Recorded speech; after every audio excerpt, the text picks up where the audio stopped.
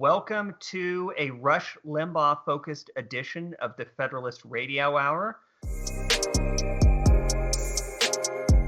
I'm here with Mollie Hemingway, senior editor at the Federalist, and we've just been talking about the passing of Rush Limbaugh, a broadcast giant, probably the greatest broadcaster in history, a man who saved AM radio, who created an entire industry out of just sheer personal will.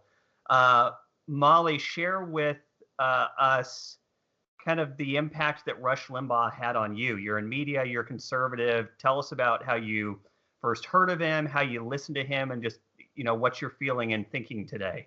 I have so many thoughts, and it's hard to make sense of them, but I'm thinking about what Rush Limbaugh meant to me when I was younger, when I was doing a lot of driving of long distances and listening to a lot of radio. And I've always liked radio. I like baseball. I love listening to a baseball game being called on the radio. My mother used to share with us radio bits, from The Shadow or things like that. So I've always understood it to be a really interesting medium, difficult to have success in. And when Rush Limbaugh came on and was going for 3 hours, which I don't know if people quite understand what that's like to do something like that, to go 3 hours a day, just talking, very rarely taking callers or relying on callers and their questions very little. Like Art Bell, for instance, another very interesting radio person, would rely a lot on callers who would tell stories and he would riff off of them. But when I was thinking about politics at a young age, Rush Limbaugh was just so formative. He showed how you can be really interested in politics and also just have a very good time, have fun with it. I don't even know how to characterize how important he was to me and a lot of my friends and family members as well. When did you start listening to him? So I remember, I don't know what year it was, I was a kid, my dad being so excited that Rush Limbaugh was finally going to be on the air where we grew up. I remember him talking about it for weeks. I remember we would run errands on the weekend, and on Saturday they would re-air one of Rush's shows from during the week. I was a kid, so I couldn't listen during the week. And when we were running errands or going to baseball games or going to the dump, we would listen to Rush Limbaugh in the truck or in the car. So, I was a kid. I don't think I was even a teenager at that point. I remember in college, I went to school a bit away from where I grew up, and I would schedule my drives to home and back to college so I could listen to Rush for the entire 3 hours. Like that was what I enjoyed doing, is I'd just hop in the car. I'd make sure that it was timed so I could listen to him the whole time. And it was amazing. I called in on his show twice. I got in twice when I was in college. It's just, a dumb punk kid wanting to share. And it's just, you can't overstate the influence he's had. If you think about Dan's Bake Sale, you remember that? Oh, I was.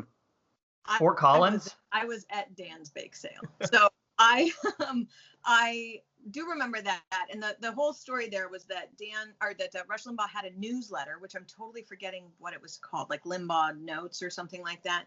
And it cost very little per year, but it was like $20 a year. And this guy called in and said that he wanted to subscribe to it, but that his wife, who was a liberal or just not as into Rush as he was, didn't want them using the family resources on the newsletter.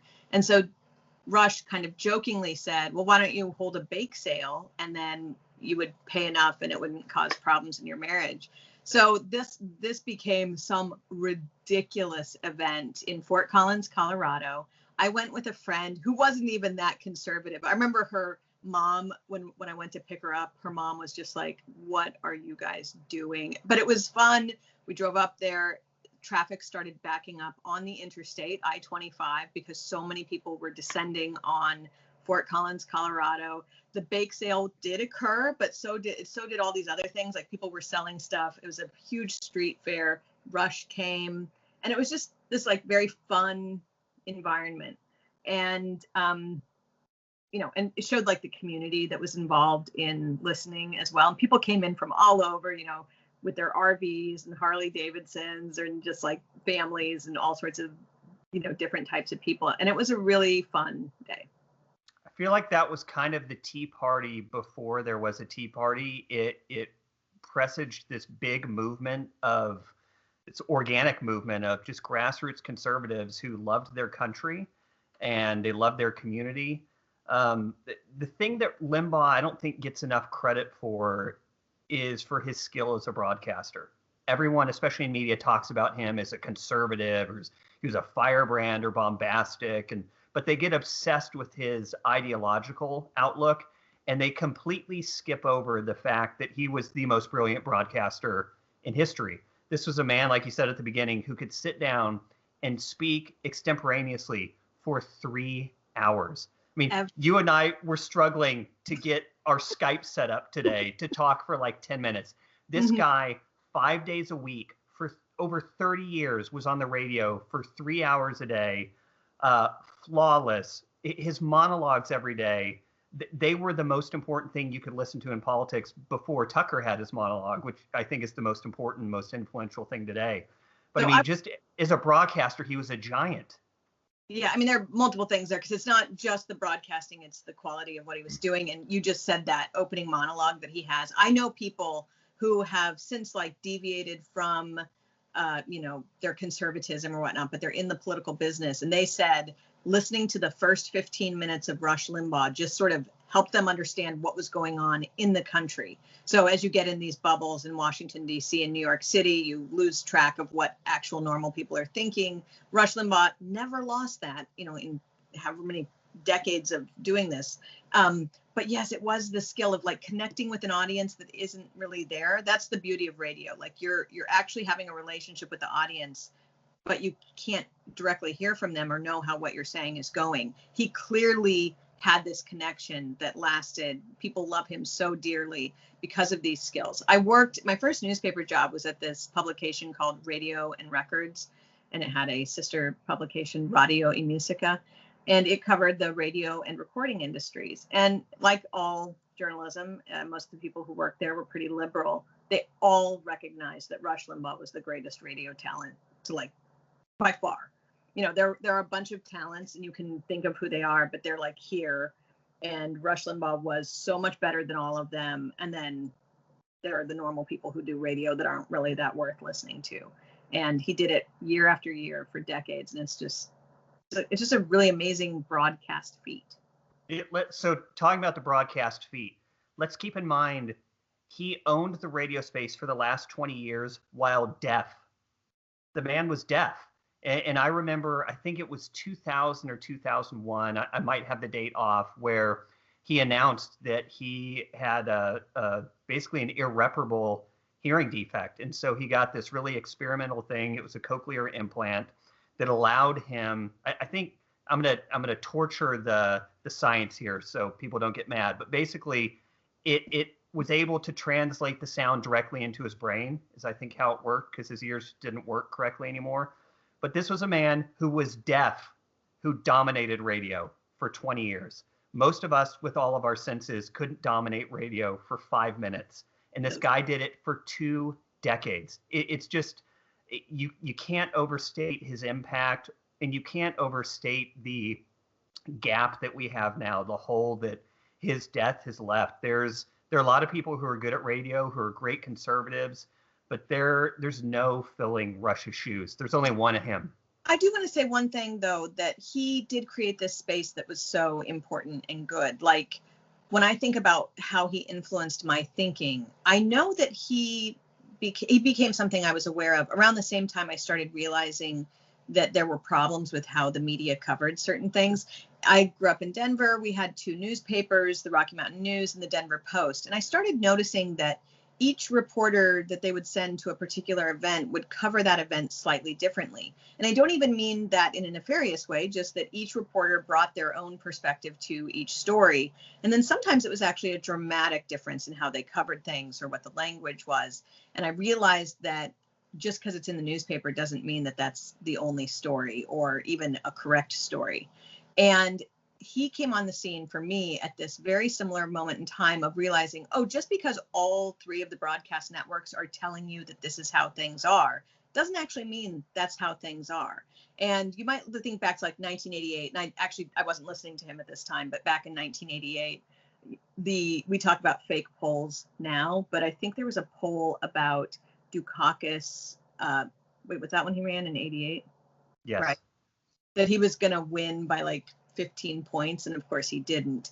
And realizing that the use of fake polls to set narratives that are false, that help one team and hurt another, is something that's very old. But Rush showed that was going on. He would talk about it, and then he would help you realize you weren't alone in thinking, gosh, I think the way they're saying this story is not true. You realized all of a sudden, oh, there are millions of us. And one of the things about media bias prior to Rush Limbaugh is that they so controlled the media space that they could actually make people think they weren't as powerful as they are. There's this old saying about how both Democrats and Republicans think Democrats are more powerful than they are. And I think part of that is because they have been made to appear as if they have more sway over that they represent average viewpoints more than they do, because the media lie about this. Rush entering this space and being a voice for so many and hearing from so many and talking about conservative ideology with so many was huge. And it was really the beginning of the end, I think, for so much of our corrupt media. I think that's such a good point. And thinking about all the media criticism he did, I think Rush Limbaugh was the original red pill when it came to politics and media. He was able to pull back the curtain and show us that, what we thought was behind there wasn't really the reality at all. He's the one, if you remember his television show, he would go on and show video clips and just show how ridiculous the media coverage was. I'm thinking specifically of a clip, I think it was after Ron Brown died, who was one of Clinton's cabinet secretaries. And the full video clip was Clinton yucking it up and laughing with his buddies. And that the second Clinton made eye contact with the camera, he suddenly went to the, very dour, sad, grieving, mourning friend. And when they showed it on the TV clips on the news, all you saw was the mourning. And then there was Rush Limbaugh on his show, which I think was on CBS, showing, no, here's the full clip. This is actually how the news is made. This is how it's completely artificial. Nothing you see is real. All they care about is the narrative. And this was 25 years ago. So when you see all the hatred from people on the internet and on Twitter going after Rush, the reason they hated him was that he was basically an antidote to the poison that they were foisting on the masses. He was the one who showed they were full of nonsense. They were full of lies. And they will never, ever forgive him for it. They will never forgive him for the fact that he opened the eyes to not just one generation, but multiple generations of Americans about how the news was made and how politics was practiced in this country.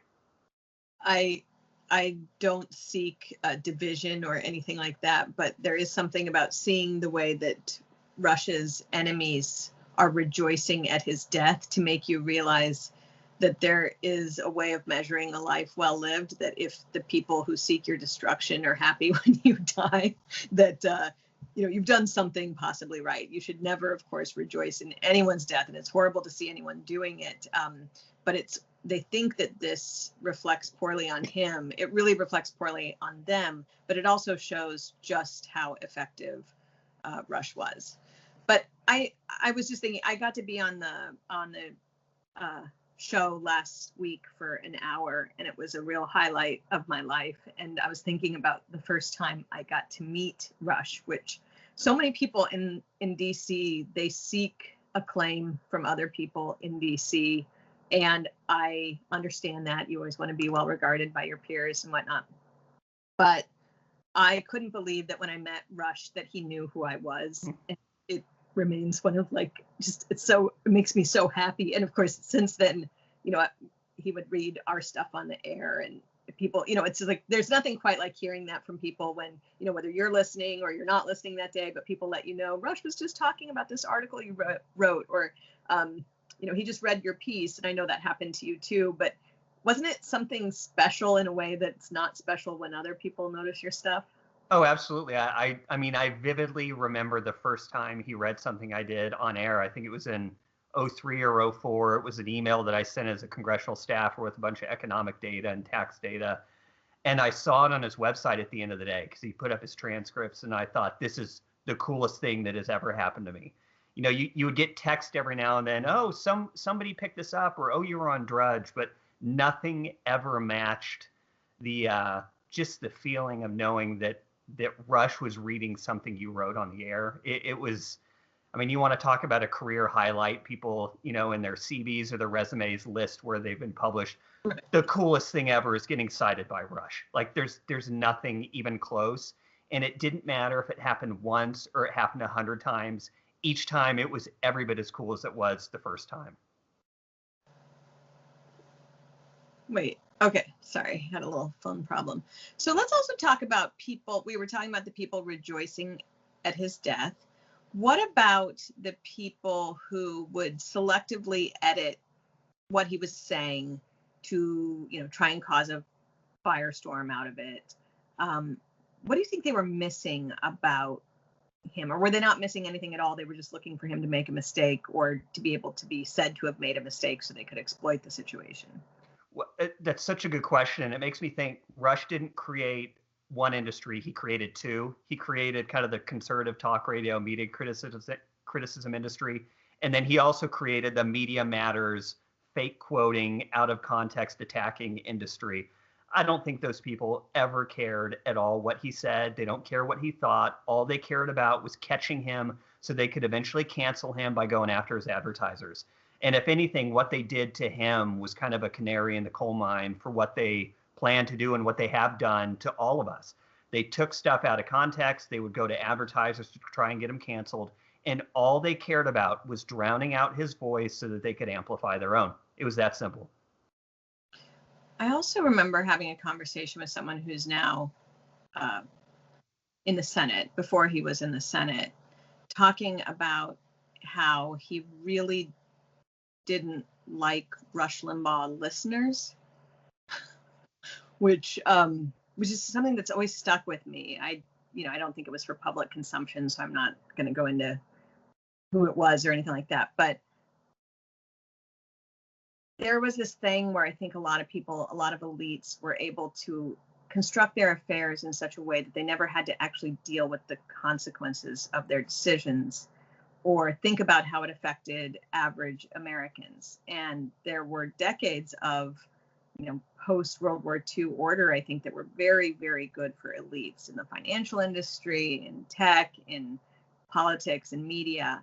And it is hard to get a word in with these people, and it's hard to make them care because they are doing so well for themselves at the expense of other people, or at a time that coincides with other people not doing so well. And that was one of the things I really loved about Rush, was that he made it impossible, or much more difficult at least, to ignore the effect of various issues, whether it was cultural or political, on the average American. And I hope that that is able to continue. I actually think it will continue quite well because, I don't know, it seems like this is more of a global thing where people are having to deal with the effect of their policies on average people. But I think that was one of his greatest, things he had going for him. Well, yeah, Rush, it was obvious, loved his audience. He loved his listeners. He cared about them.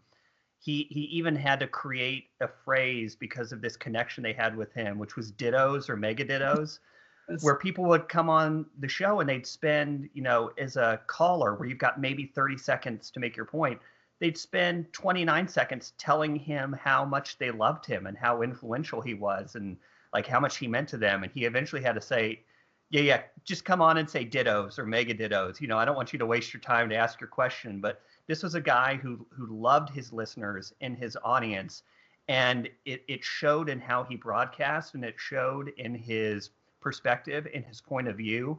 And I think there are a lot of publications, a lot of broadcasters, a lot of people in podcasting or blogging who could learn something from that you can't fake a sincere love of your readers and a sincere respect for them. They know when you don't respect them. And it's that lack of respect, which we've seen recently causes publications to implode on themselves, that people are able to sniff it out after a while, that you really only view them as marks. You view them as ways to get advertiser money, and you actually hate and detest them. So to everyone in conservative media who's watching this, take a tip from Rush. Actually respect your audience, love your audience, try to deliver to them what they want and why they come to you. Don't detest them or look down on them, because that's the surest way to destroy your reputation and your republic and your whole career. And also, I think there is this thing where people think the way to advance conservatism or whatever their ideology is to have a discussion amongst each other. You know, this academic says to this academic, I agree with your argument here, or here's what we believe about this thing. And what was great about Rush is he was well read in all of the arguments, all of the philosophy, and he distilled it for a common audience. And I think that's why a lot of people didn't like him, because he had that ideological like grounding, but he was able to communicate to people who might not be interested in reading academic journals or magazines with nothing but print in them. And he would take that information. He obviously was very well read on all of this, and then talk about it in a way that touched people's lives directly. And I think that's also something that's important for people to think about. Not just believing in ideas for their own sake, but for how they're supposed to benefit people or help the country, and therefore communicating with as wide an audience as possible. Amen. Well, thank you, Mollie. We grieve Rush's loss. He's irreplaceable. He used to joke that he was talent on loan from God, and God has called that loan, and Rush is back with him, and we will all look forward to the day that we can be with him again. Sean, can I say one more thing too, which is, of course, about a year ago, he received a Presidential Medal of Freedom from President Trump. And I think a lot of people were just shocked that a Republican president would give a conservative folk hero such an honor.